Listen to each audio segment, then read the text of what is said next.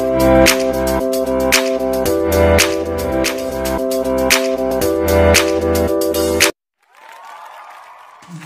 bonsoir mes amis, comment nous y est? Bienvenue sur le canal Razeta, non pas moi, c'est Angeline. Je nous capable de dans cette vidéo aujourd'hui à moi vinn nous 6 raisons qui fait gen jeune femme qui remet grand monde qui remet prend l'épée. Mais avant d'aller plus loin, m'a prendre temps pour saluer chaque abonné, ancien temps pour nouveau ou même qui supporter ma canal là. Moi veux un gros coup de chapeau pour nous et ou même qui fait tomber sur le canal là, qui t'a toujours aimé recevoir vidéo mieux pas oublier inscrire et activer la cloche notification comme ça chaque vidéo me laguer wap connaît. Mes amis, nous connaissons relation grand monde avec jeune fille là kay nous gen un pile préjugé dans ça. Depuis une jeune fille tape un grand monde, premier bagay qui monte dans tête mon yo dit c'est pas rien non. Poche grand monde là couper, c'est pour l'argent là le ta grand monde, c'est pas remel. Mais mesdames qui remet grand monde yo dit nous c'est pas vrai, gen quelques raisons qui fait yo remet grand monde yo passer jeune garçon yo. Eh bien moi pral ban nous 6 nan raison ça yo. Ou même jeune garçon moi ta souhaite prend kayo, prend note pour capable corriger pour pas prendre gol dans mes grand moun yo parce que mesdames yo dit grand moun yo bon et yo bon tout bon. Première raison c'est maturité grand moun yo. Mesdames yo dit à cause de maturité grand moun yo gen une relation qui plus sereine puis en paix, grand moun yo très compréhensif.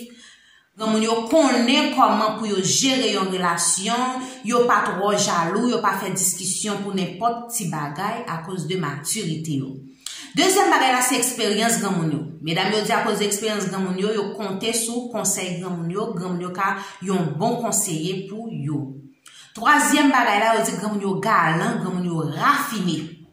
Yo zo grand moun sa yo connaît comment pour yo faire une femme sentir nan pôle, comment pour yo faire une femme sentir chérie pour femme nan sentir bien.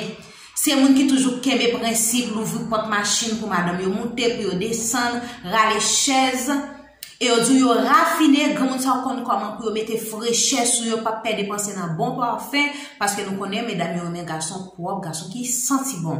Et yo dit a fait pied maillas là ou pas jeune kay grand moun parce que grand moun connaît comment pour yo traiter pied yo pour yo retirer affaire pied maillas là.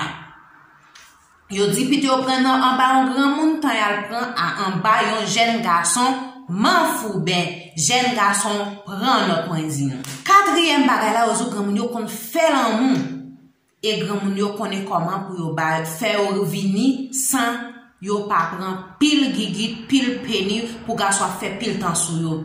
Yo zo grand monde ça yo connaît à cause de expérience sexuelle yo pas besoin de grand monde nan mais prince sensible yo grand monde nan connaît comment pour joindre prince sensible yo faire yo voyer sans yo pas ba gigitan et même le c'est 5 minutes grand monde nan pour le faire sur yo tellement grand monde nan bien caresser yo y a bien temps satisfait.